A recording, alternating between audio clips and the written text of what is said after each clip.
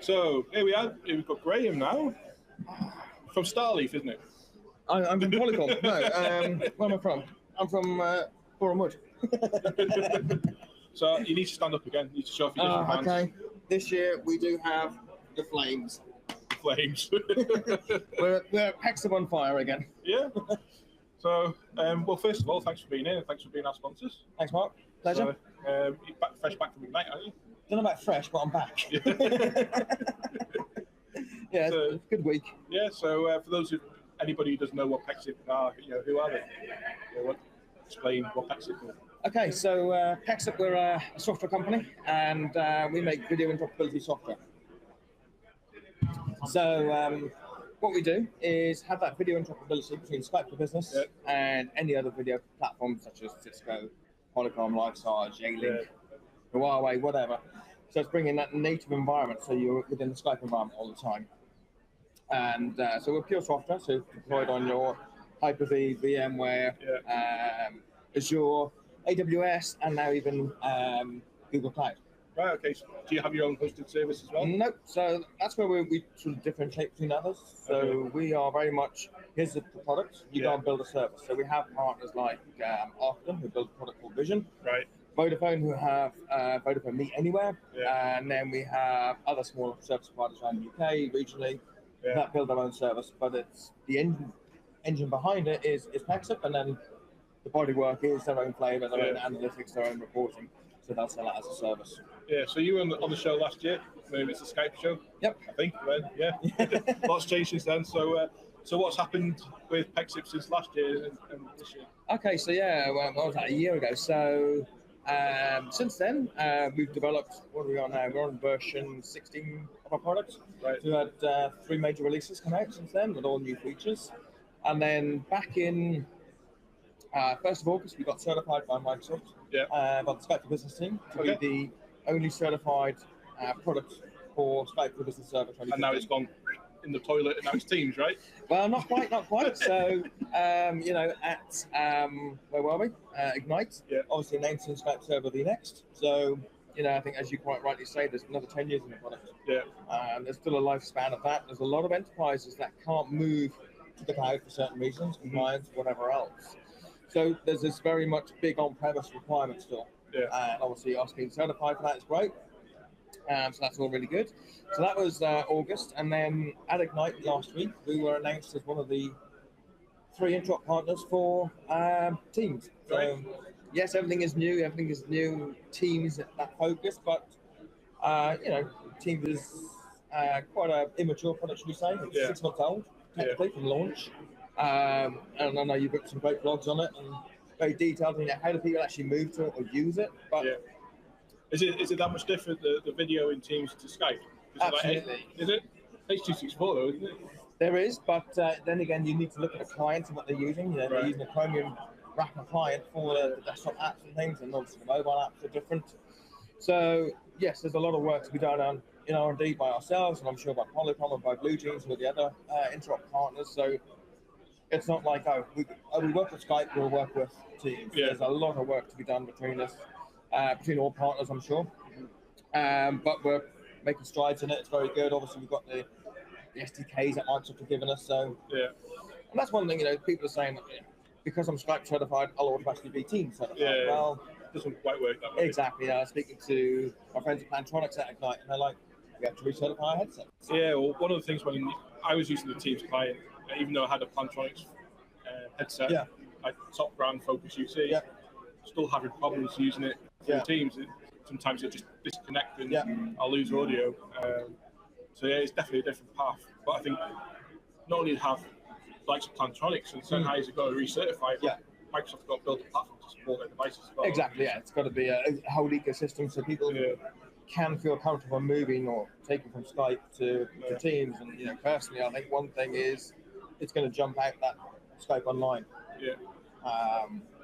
Which some people argue that they need to get to Skype Online first, then to Teams, but it just probably depends on the organisation and their users. If they're comfortable just doing baby steps, or they're ready to go from Skype straight to Teams. But whatever, Pexip's still going to support Skype for Business or Teams or whatever, or YouTube, Periscope, as we're doing today. It's brilliant. pushing the boundaries. The platform, is capable of doing all that. So, and we'll make it that interoperable platform. Yeah. So what's Infinity Fusion? Is that your product? Or is that a separate thing? No. So it's the same core product, but it's focusing on not using Pexip as the MCU, the meeting place. We're using Pexip as a gateway. Right, okay. So we're just going in as one language, for example, SIP, and then coming out as MSIP or the Microsoft language, and then in the future come in as SIP or 323, and then out as Teams, whatever that. Right. So almost like a SPC type thing. Exactly. We're transparent in the background. Yeah. People won't even know they're using Pexip, and that's what the Fusion product is. That it's transparent to the end user. Mm-hmm. How do people purchase it, consume it, and so a couple of ways. So one is obviously it's very much an enterprise sale. So customers will buy the licensing required they need for it, and then deploy it within their network. So whether it's on their VMware Hyper-V platform, or put it all in the cloud, so straight to Azure, or something you want to use up some Azure credits. So what type of service specification do we need for if in Azure, for instance, or anywhere? Really? Yeah, so for example, let's use Azure. So you just need an A2 server for a management node, which is $100 a month or something, or a year. It's very not cheap. Like a G-class server. Yeah, not quite. But then for what we call our competency nodes, which does the transcoding, that would be something like an F8 or an F16. Right. So you can get a good number of concurrent calls through the platform. Did you ever use Azure Media Services and sort of leverage some of that? So we can use Azure Media Services like what you're doing today, but streaming 365. So Azure Media Services can be another streaming platform we can utilize, but not for real-time media. Right. That needs to be on a VM. Yeah. And all we're using Azure and the other clouds for is compute. It's infrastructure as a service. So we're just using their Intel chipsets. And one of the nice features about the product is, let's say you do have 50% of your compute on premise, you can then burst to the cloud. So you can burst to Azure, spin up the VMs using our APIs, using Azure APIs, and it's hands-off. Administrators don't need to touch it. They simply let it happen. They can pre-configure it and say, look, when I hit 70% of capacity on premise, use the API, start up a VM, and then as soon as more people use the gateway service, they're just going through Azure instead. No one knows. So that just your service, just standard Windows service, or do you build Linux boxes? They're custom Pexip OS basically. Right. So it's a Linux underlying platform. So it's an appliance basically. Yeah. You get a lot of questions. People saying, "Can I install antivirus? Can I install a bot or whatever else on it?" Yeah. No, it's technically a black box that you can't touch. Right, so the installation is pretty straightforward. Anyone can do it pretty much. You deploy it using the network cables or virtual network cable, run a PowerShell script, and then configure it. Yeah. Oh, awesome. So is the virtual deployment your preferred architecture, or do you prefer physical? It depends on the customer and scale. So very heavy video users will want to bring it on premise and put it on their network. So they keep all the media within their MPLS rather than going out through maybe they might have, an MPLS to Azure. Yeah. But again, if it's heavy video and it's within the network, then they'll decide to keep it on network and they'll just buy a Dell server or a HP server. Yeah. Can you guys work with CDN distributors like Collective who intelligently work out where to send the... No, because this is real-time media. Yeah. We can't it's not on-demand media, which is what those guys are good at. This is real-time. It needs to go from A to B. Yeah. And it needs to be real-time or thereabouts. Yeah, so you said a little bit ago about Teams and how you work with that. So when do you reckon you'll have a preview product as such for Teams? I'd love to tell you, but I won't. So yeah, it's work in progress in terms of the engineering side. We have a date that we think we want to demo it by, and lots of things are going to happen because there's a lot of new frameworks we have to do to be compliant within the Microsoft stack to make it work with Teams. It's not just cut and paste our code from Skype into Teams, because it's a whole new framework behind, as you know, with the audio and video codecs behind it. It's very different to what Skype's doing, and there was no federation yet. Who knows what's going to happen there? We'll park that federation question. We'll park a lot of questions on Teams, otherwise we'll be at it all day. Yeah. So for us, we've got aggressive deadlines. So we're busy building the interop service for them. So have you identified any areas within Teams that you could perhaps build additional services around that you couldn't necessarily do in Skype? Not really, no, because again, we're just this transparent gateway to get that video into Teams. So again, you'll have the nice workflow. You'll go into Outlook, schedule Teams meeting with the other button, and you'll be able to then bring in third parties into it, whether it's that meeting room at Cisco or Polycom or an external participant. They'll dial through, and that's going to be the difference with the three vendors that have been selected for video interop. Each one's slightly different, has a different service. Again, Pexip's going to be, here's the software, go and put it within your network. Again, if you've got a lot of media, heavy video user, yes, you can use Teams, everyone will be on the client, but your main video media will be in your network. And anybody who's got Pexip today, once you've got that functionality, will that just be like a CU update? Or yeah, it'll be an update to the product. So licensing to be determined. Obviously, we'll work with Microsoft on how we do that and how it'll be licensed. But technically, yeah, it'll be a next version of the software that will have the Teams interop and a new drop down. So the same Skype will have another one underneath it. Because again, we'll have customers using both, I'm sure. So they want to use it side by side with testing and labs. So, do you see any potential like really old VTC rooms that you just can't support in Teams? Is that going to, as we start evolving into that? No, it's just going to the 1964 now. Absolutely, yeah. No, we do get customers. Because the problem with all this old Hamburg Cisco Polycom kit, it doesn't die. It's well built, robust. It's like a tank in it. Yeah, and they're bulletproof, and that's the problem. You'll get someone who's got a 15-year-old video system saying, "Why can't I do DVSS to it? Video-based screen sharing?" Like, well, that technology was only released last year. But with our platform, of course, we can make it interop. And there are some caveats. We usually say on that video system, make sure it's on the last available update, because that's probably got all the latest features and bug fixes in it. So we do find some customers, I'm on the code from 1984. It's not going to quite work. Maybe update it to the 1992 version. June. So we try and be as compatible as possible. And again, the users don't see that because it's just in the background with Pexip. So what sort of benefits will a customer get out of using Pexip as opposed to like your competition, for instance? So going back to this, where is the media? Video's a heavy impact on the network, especially if there's lots of video, people doing video. And again, with people doing more stuff in desks and huddle spaces, you're pushing the network and stressing it. So the thing with Pexip is having that media on the network. So within it, without going out through the internet and hairpinning back in. So that's what happens with like the cloud-based services. Absolutely. So you'll be able to control, manage it, tag it on your MPLS if it is a global organization, and then own it. And then again, if you are doing 2 video rooms, technically you don't need to be in a Teams meeting. So again, that'll be not going out to the internet at all. So you won't be hairpinning any service. So that's a big benefit really, as opposed to the cloud services. Indeed, Cool. And then what's next for Pexip? After you've done the Teams thing, So I think the Teams thing's going to take a while. We're going to be working on that, and hopefully we'll see some stuff next year on how that comes out. And then we're already planning version 17 of the product. So we're currently on 16. Version 17 will have some new stuff from Microsoft for our Skype interop for things like forward error correction, so better quality calls on bad networks. And then we're going to have things like video-based screen sharing in meetings. So we demo that at Ignite, so a nice 15 frames per second between desktop client and video endpoint and Surface hubs and things. So that's cool. You've got a Surface up here. We have. We're the only one. I put my hand up very quickly for it. So yeah, we've got the 84-inch Surface hub, which again, that's going to get the Teams update. The Skype room systems from Logitech, Polycom, and Crestron, they're all going to get the update for Teams as well. So again, we want to make sure we're interoperable with any of these devices that people are buying today. And really, the message is, don't stop your journey. Keep on your collaboration journey or your universal communications journey now it is. Intelligent. Intelligent, keep changing. Last year was universal. So it's just like Microsoft just can't seem to, stick with us.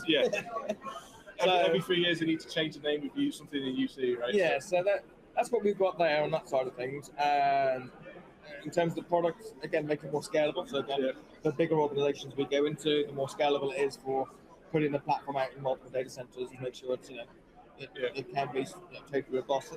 We want it to be a hands-off product, so people don't have to manage it. You don't want someone just watching an admin dashboard all day. What it should be. So like, you put in your Pexip service, you deliver the black box, as it were, you connect it up, give it IP address.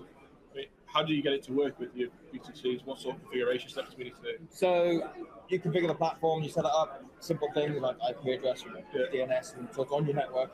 And then if you have existing kit, you can integrate with that. So if you are doing let's call it a phase migration from one vendor to Pexip, it doesn't have to be a big bang. Right. You can put it in slowly, so put it in just for Skype interrupt, for example. And then you can do WebRTC and Skype meetings and things like that. And then the other things we have in the product is core control. So you want to register your devices to Pexip. Yeah. So you want to get rid of those core managers, whatever else, your buyer platforms, and just focus on your Skype architecture and Pexip. Then that's what the platform can do. So the VCC will just be like an endpoint registered inside your platform. So you can call it with a SIP address very easily from your Skype client. And then simplify your network. So you're not having multiple boxes to manage, multiple maintenance platforms to run. You just have Skype and Pexip. Yeah. So you were, as I said before, you were at Ignite this year. Yep. So what are things? I didn't go. So what stood out for you? What stood out? Obviously Pexip, we stood out. Well, yeah, your pants, right? Exactly. I think really the focus on Teams. If you search the catalog, you had I think 89 Skype sessions, and you had like 130 odd Teams sessions. So I think, as I said, this is Teams first. I think the 89 Skype sessions were Skype and Teams, right? Yeah, Skype migration to Teams. But what stood out for us, I think, really is the VNext and the commitment to that. Yeah. And we know that speaking to large enterprises, that they're still on Link 2010 stuff. Might slowly go to 2013. Yeah, they're going to have to with VNext, aren't they? So. Exactly, and then again the smaller organisations, which is I think mistake maybe or not, I don't know, that there's no standard edition. And yeah, I'm going to say, what's your thoughts on VNext? Because it looks like a downgrade on paper at first glance. I think it's a message to say yes, we're going to support you. Yeah. But please move to cloud. Yeah. It's that subtlety. It's a definitely enabler. Like, well, you want all these features, use cloud. But I think that's only logical, right? So like RGS, for instance, has been it hasn't been developed since like it was first released. It's just been like that little thorn in the side that you sort of dragged along with every other version. So why wouldn't you leverage auto attendant and bulk use in the cloud? Exactly. But you're still going to get those customers who will say, well, I don't want anything in the cloud, even my call flow. Right? Exactly, and that comes back to, will they adopt Teams at all? Because obviously that is pure cloud. Obviously it's still a new product, and the good thing about it, the roadmap is fluid, it can move quickly. So will there be ever be a hybrid Teams? I don't know. I think they've slated hybrid voice, but that's to be determined. Probably more call control with your existing, like CCE. CCEs, and there's a question mark over that feature. Exactly. So will it exist? Will it not exist? Yeah.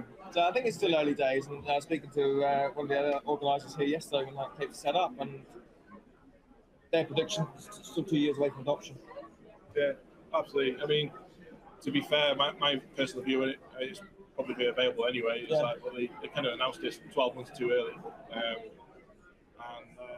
Although I see strategically where it's going and agree with that sort of direction, from a marketing perspective, I think we shot themselves in the foot, really, because we spent the last 2 years convincing people to go to the cloud. And they always come back with saying, well, the cloud's not mature, and now we've all of a sudden, full steam ahead. Yeah, now we're stopping the train. That's it. It's like, well, we've got this product called Skype. We now think it's not going to work in the cloud, so now we're going to do it with Teams. But give us an extra 12, 18 months, and we'll hopefully get there. I think it probably goes back to many people's use cases. I think it's a great tool for collaboration on projects like building the UC Day show. You've probably got a channel where you're working on everything. So it's great in that respect for people to start using it and trialing it. But I think, as you say, the everyday heavy lifting work, probably not quite there. And we speak to some enterprise customers who have to make a decision because they've got 60,000 users to roll out to. They're like, okay, Skype on-prem for voice and video, Teams for all the other work.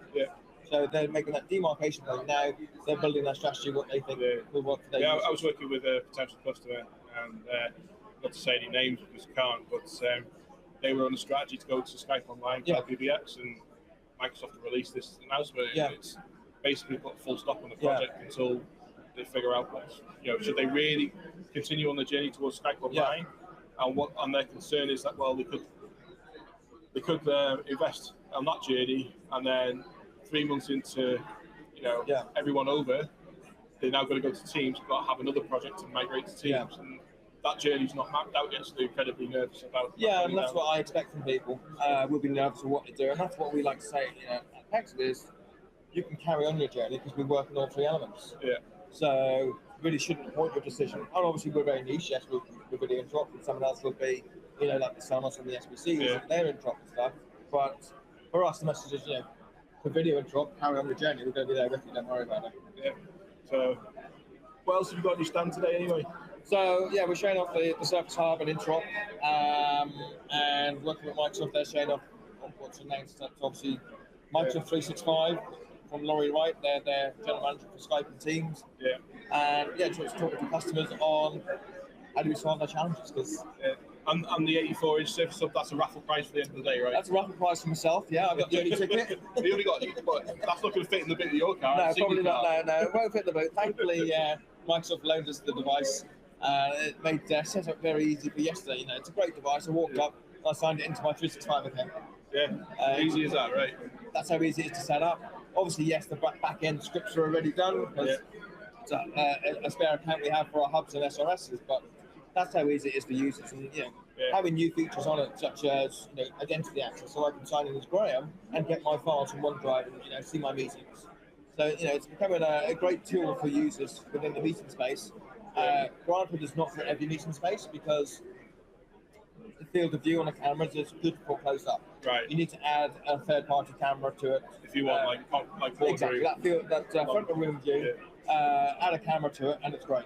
Yeah. So we use one in our main boardroom in the UK office, and we just ordered an 84-inch last week at Ignite for the US office. Oh, nice. So and the highlight today at midday, Graham's going to be bench pressing it. I think it must weigh about 40 or 60 kilos. I won't be doing that this week. They are heavy devices, so if you do plan one, you need to plan your structure and your wall as well. Yeah. And there's some great partners out there that understand all this when they go out and deploy them. So who's the other guy with you today on the Pexip booth? That's my colleague John Rhodes. So he's off the sales side, obviously on the technical side. Yeah. And we're just speaking to various customers and find out their challenges. And we've actually spoken to a lot of people we've seen here, and actually looking at the hall, it looked great. So busy. Yeah, in between sessions at the minute. Do we know how many people have registered or signed up so far? Or we had about just over 600 registered. Yeah. 700 and something with sponsors. Yep. And talking to Andy before, he said that he thinks more people turned up this year than last year. Right, so okay, last year they had sort of similar numbers, and but it was about 50% turnout. Yeah. Early indications this maybe about 60-70% turnout. So that's good. It's a good day. They're obviously evolving into next year. So very good. Yes, I like that.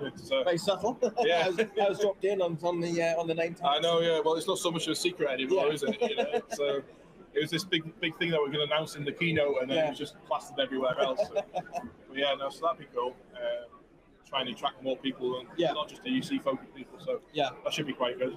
I mean, this is Pexip's second time, is it? Yeah. So I was presenting here last year.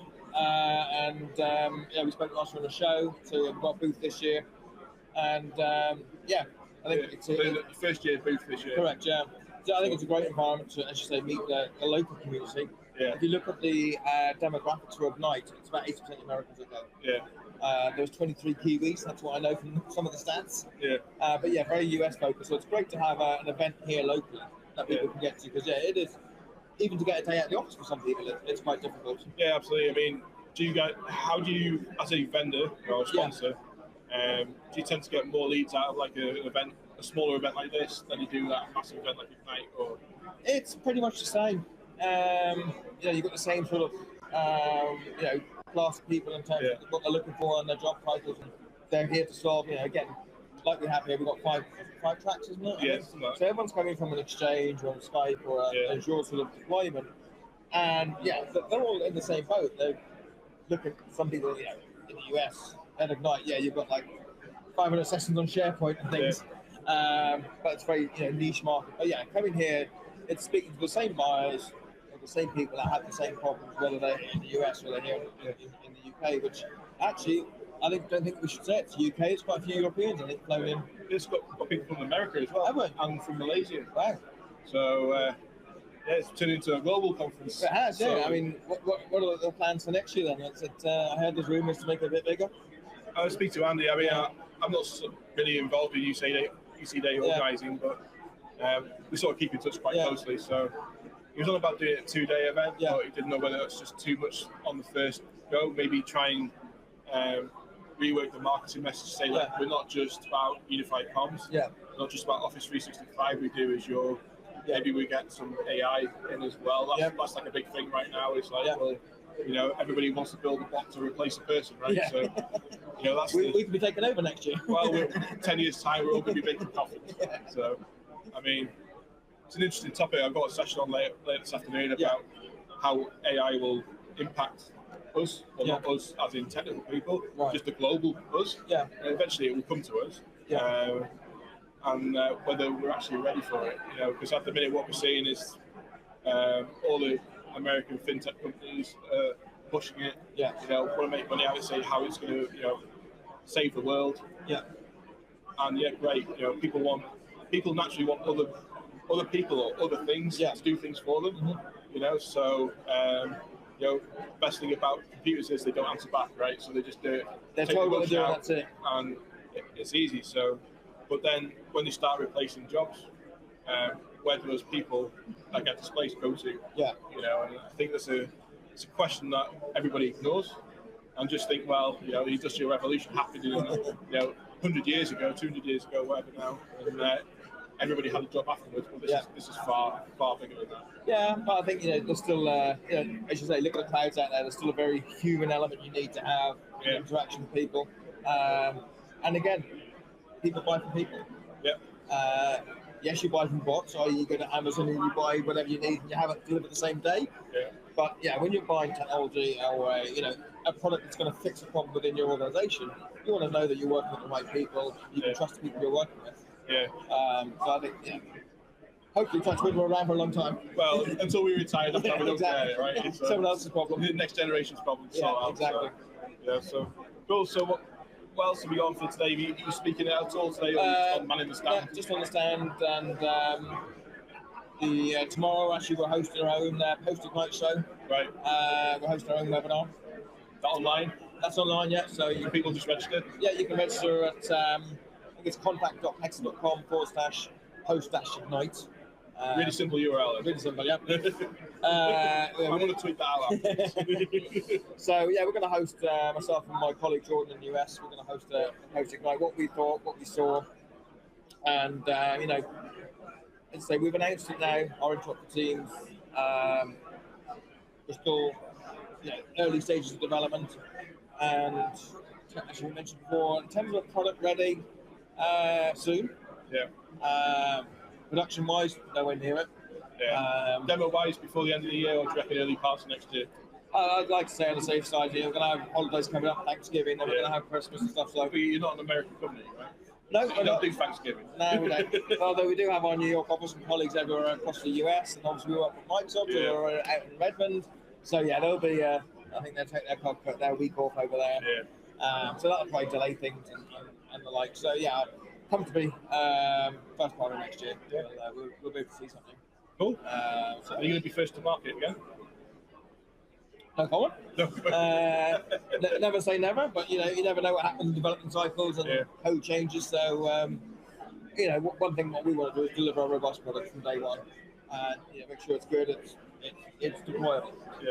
So if there is that customer out there that says yes, we are going Teams, and I want Teams interrupt, then they have a reliable product, not one that's going to crash or reboot and do whatever. We want to make sure it's 100% just like our Skype interrupt, that it's robust in there. And maybe it will have features as it comes along. So maybe as we work with Microsoft, they say, right, here's one feature, do this one, and here's another one. So we'll have to go with Microsoft. What's the what do you call it? As they give us out code.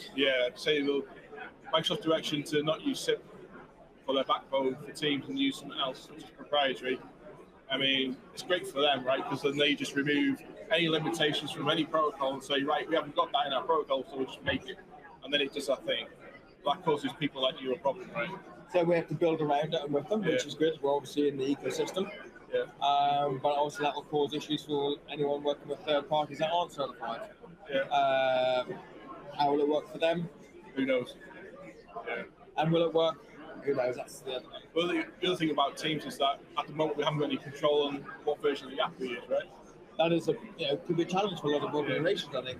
Obviously, it just updates in the background as and when, which is good in a way because you're on the latest version, you've got all the new features. But then you have to control those features. You know, for an organization with a lot of users, all of a sudden they get a new button and what's this do? So that is probably one problem, the way the platform is architected. But for people who like to be on the bleeding edge, you know, as someone says, you've got your mobile phone, apps update every day. Does anyone care? No. And another thing, again, you know, we say video should be everywhere. One thing we find with people, you know, you'll walk around an enterprise and you'll see post-it notes over people's webcams because they want to block privacy. But yet they'll have two mobile phones that forward-facing camera. Exactly. So it makes quite stupid sense in a way that some people do that and don't want to use video. Well, that's the old sort of stigma around, you know, people can hack the webcam and spy on you, right? And I mean, all modern cameras have this now, light and stuff, so you know, it's active and things. So there's that security element there, and you know. I mean, talk about video actually. I mean, I saw, I can't remember this tweet, post, or something on LinkedIn said that video is going mainstream, and I've seen quite a few people like call me and go and show the video. I'm going, oh my god, video. Oh right, okay. I'll have to get dressed. 1 second. You know.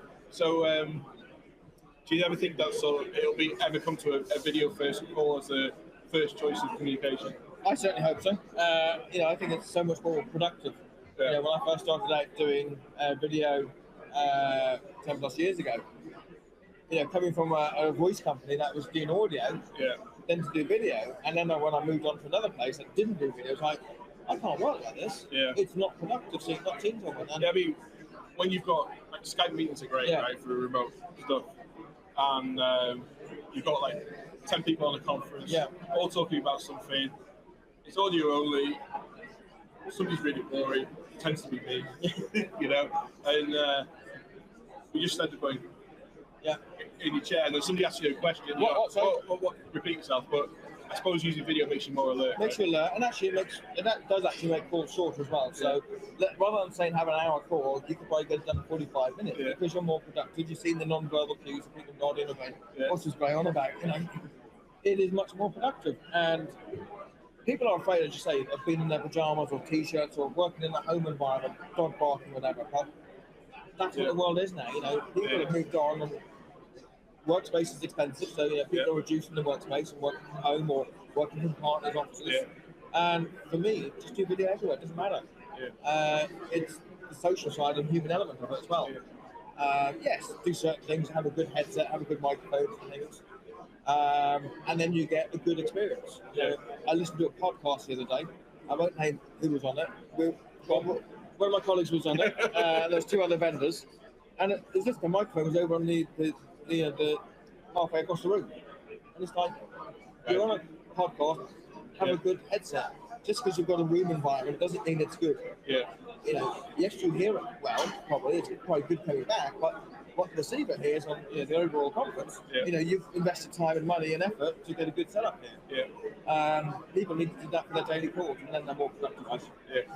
I mean, it's definitely a culture change, but it's probably video is probably more a personal culture change than audio. So everyone's used to audio. Everyone's just conference call, dial in, and used to it. And you know, we want to take that away. That video isn't difficult, because again, people perceive video being difficult, which is what the Pexip Infinity Fusion platform makes it. It's just another Skype user. It's just as simple as that, whether it's a meeting room or you're out and about. So how do people buy Pexip? Does it just come directly to you guys? Or so no, we don't sell direct, so we only sell through partners. Okay. So we have a partner ecosystem in each country and around the globe. So you can contact us at Graham@pexip.com. Drop me a note, and I can put you in the right direction.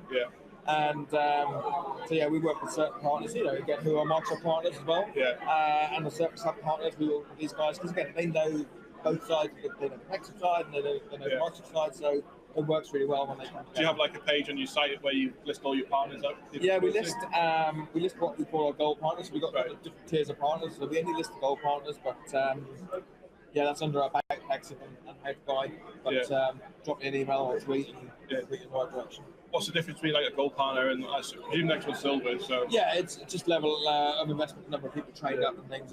Do they do their own support versus giving us all the support? So do you have your own certification exams? Yeah, so we run a 2-day training course to learn Pexip. We teach you everything about it. And then it's actually an optional third day as well, advanced log reading, understanding the logs and SIP messages and traces. And actually we're running them Tuesday, Wednesday, Thursday this week in the office. So we actually have people flying in from India from one customer. Wow. Someone coming in from France and someone coming in from Denmark. So and then next week we're running it in Oslo with a full house of 12, 15 people. Where are you from, isn't it? Not you, but Pexip's from, isn't it? Yes, exactly. So our headquarters is in Oslo, just in a place called Lysaker, just outside of Oslo. So cold. It's about 15 minutes away on the train. Not that cold, about 14 degrees at the moment. So, but it can get cold. And that's where our main head office is. And it's a great place to be. It's a fun place, fun organisation. Been there what now? 2 years? Coming up to 2 years now. And every day's a good day. Every day's a good day. Always got a smile, eh? Exactly. It's always a challenge, and it's great working with big net technology, and working so close to the development team as well. And actually, every day I see new features going in the product. So it's great to see such a fresh development team, and we're very agile. So again, a customer says, I need to do X, Y, Z. Is that feature there? Not yet. If we work out, it'll take 2 weeks a week. Go through QA testing. And all our QA is automated, so again, we can do builds every night. So with your partner ecosystem, can customers leverage your services directly through that conversation and say, we need some bespoke stuff coming for us? So professional services type we obviously professional services. We'll never bespoke the products for anyone. It is the product that is developed, and we take the feature request on board, and our feature requests is like this.